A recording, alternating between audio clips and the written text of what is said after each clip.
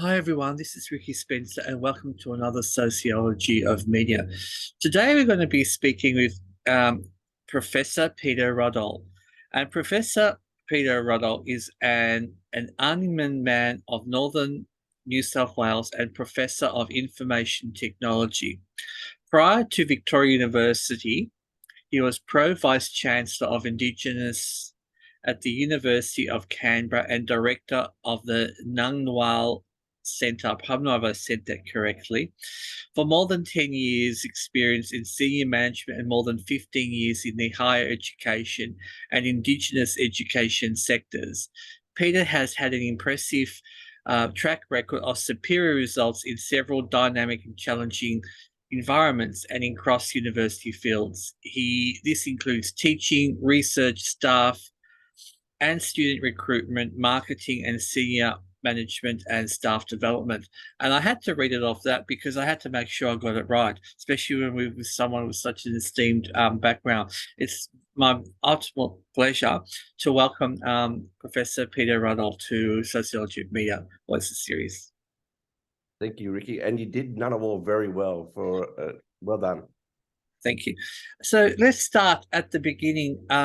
So in this short podcast, we want to kind of capture a little bit about yourself, the work you do at Victoria University, and the importance of inclusion, and going forward, why it's important for people who are First Nations to consider doing research, and what's also important for the allyship in academic spaces, how they can best work and support First Nation students in what we would normally see as, well, we know is a white privileged scholarship space.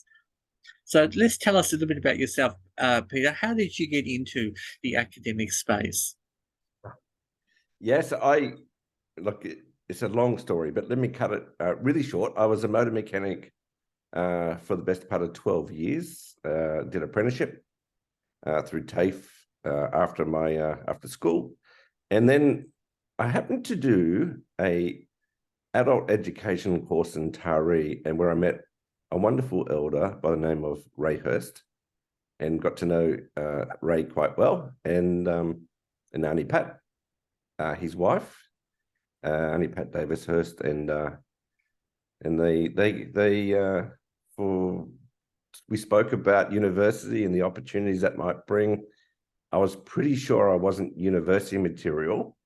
However, they actually sent away for the application form for the National Indigenous Cadetship Scheme in Canberra, where you go to university and be a public servant for a period. And the rest is really history. I just had someone believe in me at one stage, and that's what happens, right? You just take the opportunities, and I've made the most of that, that's for sure. But and the reason why I've done that is I feel obliged, to fulfill my aunt's aspirations and dreams. I know. And what was it like for you when you entered university space? Was it something that it took a while of adjusting? Well, it's a good question. Look, took me a little while to get over that I wasn't meant to be there and wasn't worthy. That took a little while. But look, it did take a little while. I still remember those early days when I first stepped out of the car onto the university soil and thinking for some reason it was more special and I probably shouldn't be there. I mean, it's funny how you have these things in your head because of your working class background, I guess. And then, luckily, the Aboriginal Centre at the university just really made me feel quite welcome. And then eventually it became quite normal.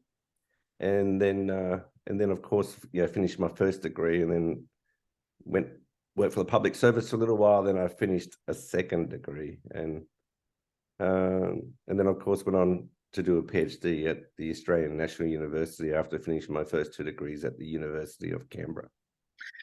Just something that you said, I think was quite critical, and I just wanted to kind of just sort of mention it again, and that was you said that the actual Aboriginal unit was so important to your sense of belonging. How did you feel that having that space supported you in during your coursework? Yeah, well, I mean, the truth is, without that Aboriginal Centre, I would not have stuck around. I would have not have completed and would not have finished. That's for sure. There's a few things. There's a few elements to it. One is it just provided a bit of a space where you could actually hang out, between classes, that sort of thing. But also, it provided I suppose, a safe environment, if you like, or a collegial environment where you could actually, regardless of what you were studying at the time, everyone came together, had some food, had a chat, and we could also compare notes about our challenges and opportunities. And look, it was just amazing. Look, I think, and I've always, thought those spaces were really, really important. Just makes you feel like it's a little bit of home away from home, really. And there was also, at that time, we had people, people who were leading the centre. They were very nurturing, and they were, providing food and, just would sit down and discuss, life issues and challenges. And then, it's just a way. It's like having the elders, I suppose, there to talk to. We do have, had an elder in residence program, so that was really cool. And then just having someone to yarn to, and having a spot where you could actually feel safe and go to, having a little bit of a safe space, that's for sure. And what was that like for you when you thought, I'm going to do a PhD? What was that feeling for you? Was that something that you had a bit of trepidation with pursuing, or were you overwhelmed, overjoyed? What was the sort of emotions that you went through? Yeah, a million emotions. So when I finished my master's degree at the University of Canberra, I had a wonderful mentor. His name was Robert Jansen. He's still around today, and he had a PhD. I was doing a PhD, and I had no idea what a PhD really was. And he suggested that you might want to consider continuing studying if you don't want to go back to the public service, because I'd learned that public service wasn't for me by that time. And he said, well, you could do a PhD. So I managed to get over to go over and met this person in the Australian National University. Her name was Shirley Gregor,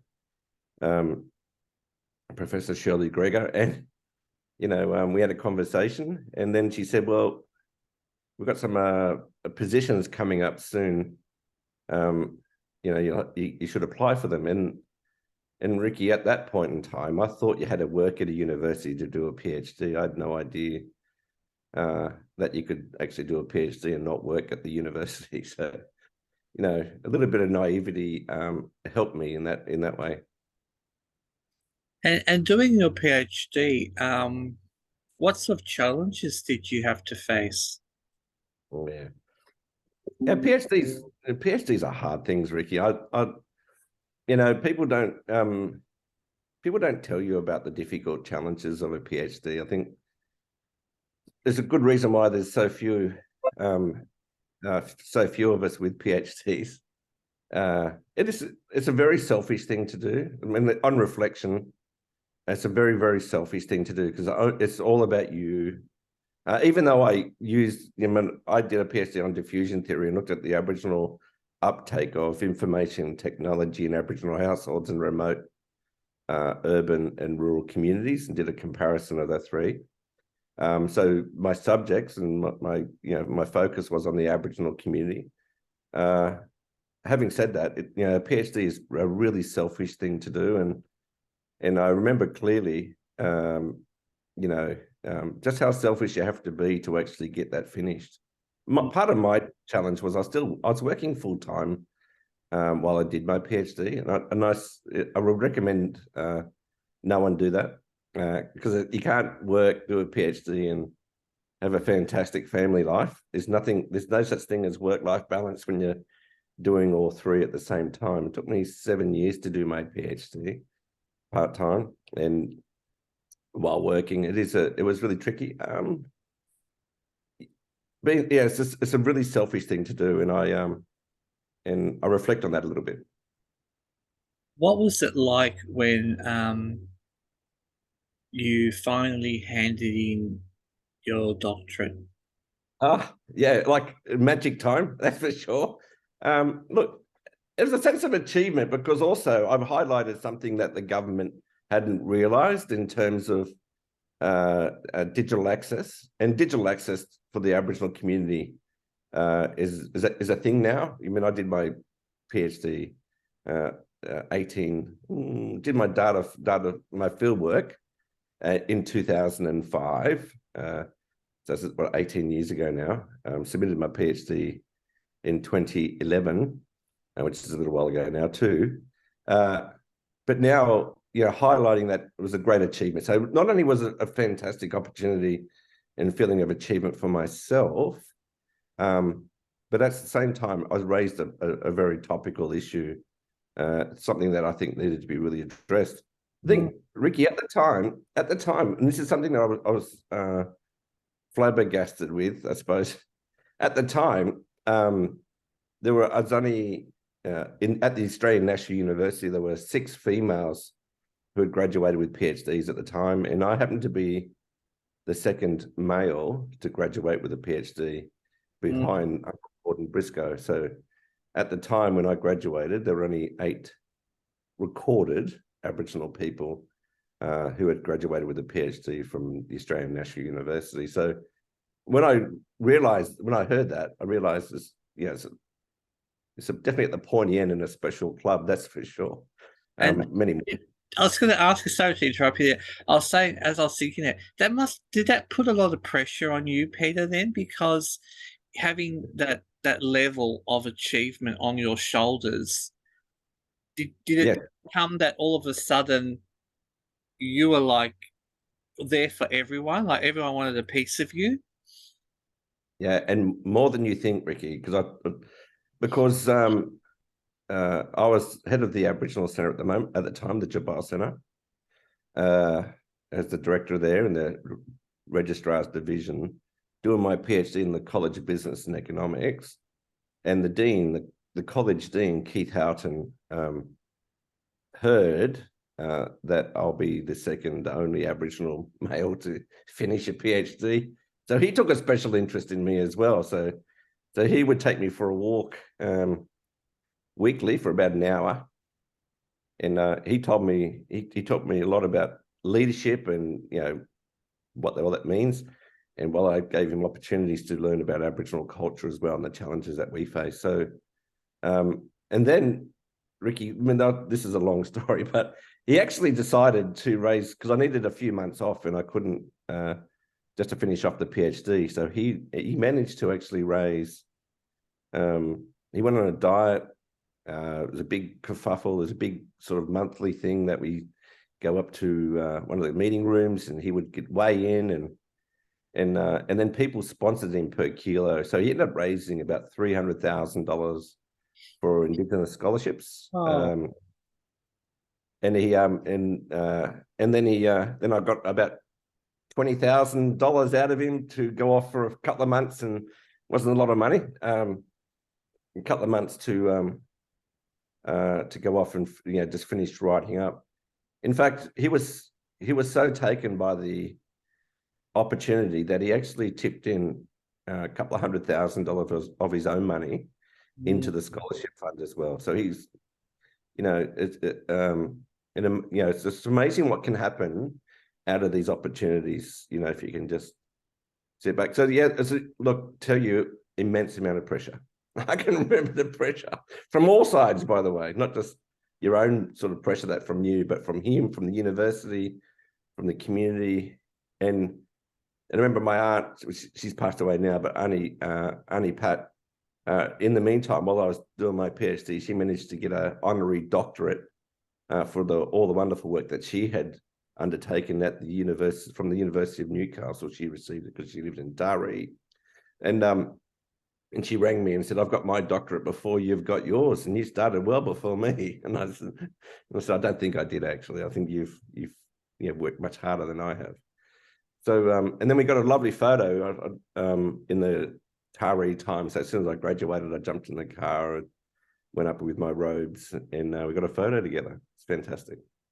That's beautiful. And I think that sort of highlights, how achievement in communities can really kind of shape the way who we are. But I also, some of the things that you're saying to me was something that I thought also for younger, well, I shouldn't say all people, First Nations people going into university spaces, I guess the pressures that are put on them, like from community and from organisations to participate. And I mention this now because I know your incredible work at Victoria University.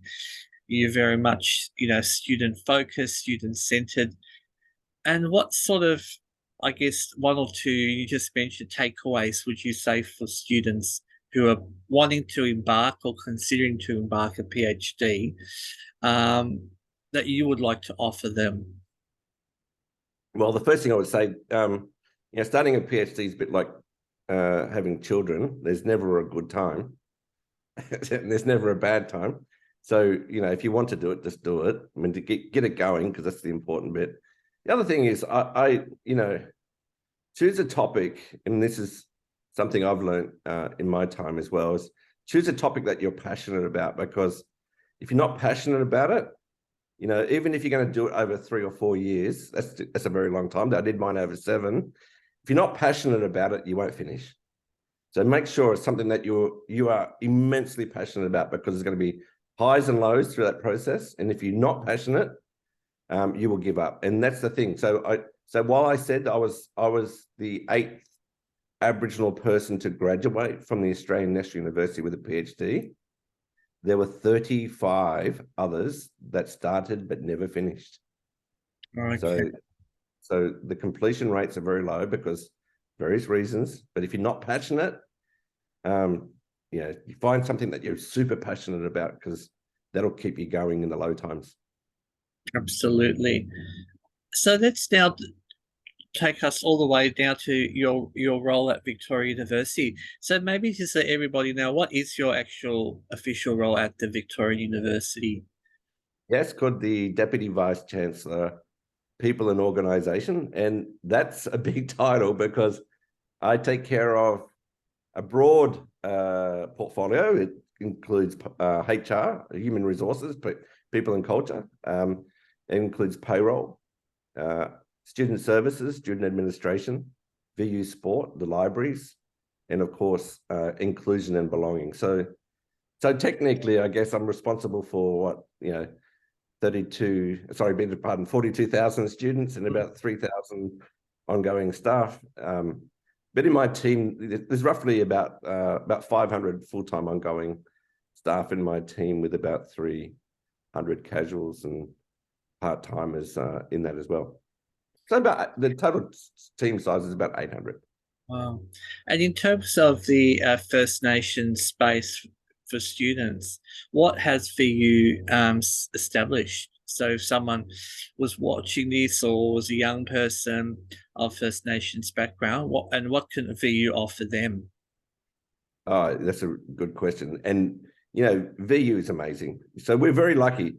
The Ngunnawal Balak, the Indigenous or Aboriginal education unit, absolutely world-class. It's just been renovated. It has a wonderful archive, wonderful teaching, wonderful office space and gathering space as well. Incredible space. It's a lovely, lovely, lovely space. And if you get to the Footscray Park campus, I would encourage you to come and have a look. It is world-class. We are very lucky to have all of the rooms in the Ngunnawal Balak are named after famous people, particularly local people, which is great. So it's really focused in the west, focused on at Footscray. The other element that I would say is that we have the Gary Foley archive. I don't know if you know that. A lot of people probably don't realise that we've got the Gary Foley archive, and that's not just an archive about Gary Foley's life, or Professor Foley. He's a professor at the university as well with us. But it also, really demonstrates, or is a really important collection of Australia's identity.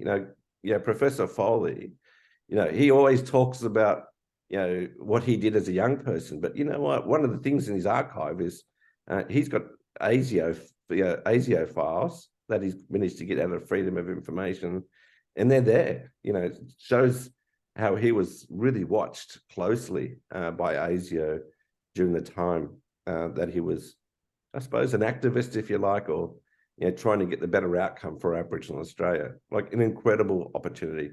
So not only do you get a great environment, wonderful legends, if you like, and a great leader in KJ, Karen Jackson. You get some wonderful staff as well, but also there's research environment, wonderful teaching. One of the really good things about Victoria University is we have a thing called the block model, which is different to what I thought it was when I first arrived. What we do is we teach one unit at a time over 4 weeks. And it's really, really, really fantastic. So, and we see really good outcomes through the block model. So you just, rather than learning 4 things at once, you get to hyper focus on one thing at a time, and no mass classrooms. Every classroom has a maximum size of 36. I think the average is about 29. So, sometimes, so in averages are averages. So sometimes the classes are even smaller depending on your class. So you can see there's a real personal connection one-on-one with the academic. So that is really an amazing model that we have. It's almost like having a tutorial for every class that you have for the whole time at university. Would you imagine what that's like without any mass lectures and the mass exams? I remember my first class at university back in University of Canberra days, filled up a room with nearly 600 students, and our academic, the IT academic, Trevor Lawrence was his name. I remember him very well. He's passed away now, but he got us to number 1, 2, 3, 1, 2, 3, 1, 2, 3, all the way up the lecture theatre. And then he says, "Okay, all number ones, you stand up." He goes, "Okay, you'll all be gone by the end of week 3." Because that was the attrition rate. So, it's just really bizarre. You don't have that at VU. It's a much more inclusive, collaborative environment, and it's particularly for First Nations students, but anyone who's got neurodiversity. I mean, one of the things that we find is anyone with neurodiversity absolutely love the block model, but also relish in it because, you get to hyper-focus. You're not distracted by all these other things that you're meant to be studying at the same time. It's amazing. And I think that was the key, as you mentioned, the fact that it's more personalized, and that's the one thing I must admit that having a bit of an experience with Victoria University, although I had left before the block model was operational, but it was, from what I heard from people who were doing it, said that it was, especially for first years people coming in, that personalized, that sense of overwhelming that you can get from being in a room of, say, as you said, 500 or 600, you get rid of that, and it's easier for young people coming straight from high school because it's familiar in terms of the learning in that, and then having the one subject area is incredible. And I think that's wonderful that VU have done something, and I know that I've read a lot of the research there to say that the levels of people getting through the units and the courses are dramatically increased, and it's a lot that other spaces can learn from this model that many people did understand it when it first came out, but it obviously works really well. So let's just now go into what sort of, I guess, your experience and wisdom for those listening in who are working in different universities across Australia and they're interested to work in the First Nations space or co-collaborate.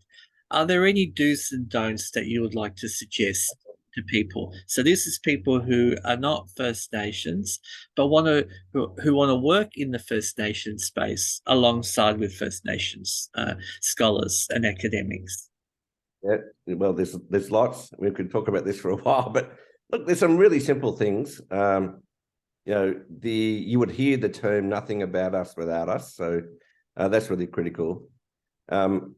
we've gone past the days now where you could actually leverage the Aboriginal staff member and then get a promotion yourself. So my words are collaborate and make sure, if you're going to be successful, that anyone in that First Nation space is also successful. So don't do it for yourself, do it for the community as well. And I say that because often you would actually just put, someone would put and I'll give you some examples that I've seen, really bad examples I've seen over time, where someone will come up with an idea for look at an Aboriginal something. Just say, for example, circle sentencing. Someone in law might read about circle sentencing, and then they'll go off and try and get a grant to study what circle sentencing is. And then you will go off and go, okay, well, if that's circle sentencing, then don't wait to do all the application and then bring the Aboriginal person into the fold. Do it at the start. Go talk to someone first and say, I want to do this research on circle sentencing. How can I go about it, and who can I include? Get the Aboriginal input at the start of the ideas, design, methodology. Don't wait to the end. That's one thing I say. And be patient. Some of our community and some of our Indigenous centres, Aboriginal centres across the country, we are going to be a little bit suspicious of non-Indigenous people coming in, because you have to prove that you're an ally first. And being an ally is not saying that you are. You've got to actually demonstrate that. So take the time to get to know people. Take the time. So one of the things I used to do in my last university, I ran this collaborative research initiative. And people would come to me and say, look, I've got this idea. Can I get a grant? And I said, yes, but these are the criteria. You need to have an advisory group. You need to have an Aboriginal person on it. And they said, well, why do we have to do that? And I said, well, that's the rules. That's the rules that we created to make sure that you don't do what I've just talked about. Go off and do it in your own way. So I would say that, take the time, read as much as you can, understand, talk to local people, and then include Aboriginal and Torres Strait people in every aspect. Don't wait to the end. And I think that's really this problem. And look, and at some point, if you can get the opportunity to have a really, what we call a safe environment, where you can ask those, what we would consider silly questions in a safe environment. And at the end of the day, there's no really silly questions. If you don't know, it's best to ask than and then to fall into a trap. Look, that's my advice to people. Bring us along. Don't include us right at the end. Include us at the start of the journey about what you think. I've seen some terrible examples where Aboriginal people have been invited onto grants, never done anything. The non-Indigenous researchers done all of it. It's just it's not the way we do things now. Come into the fold, but ask permission. Have those conversations. That's great. Well, thank you so much for that. And I think that's wonderful to have that, to leave it at that point where it's like, come in first, ask first, and be part of that, working collaboratively. Nothing with us without us. And I think that's a wonderful thing for every person in any space that wants to work. And it's important to have the allyship. Professor Radoll, it's been absolutely incredible having you here today. Thank you so much for spending your time with us for the Sociology of Media Voices series today. Thank you. Thank you very much. It's wonderful to be here. Thank you.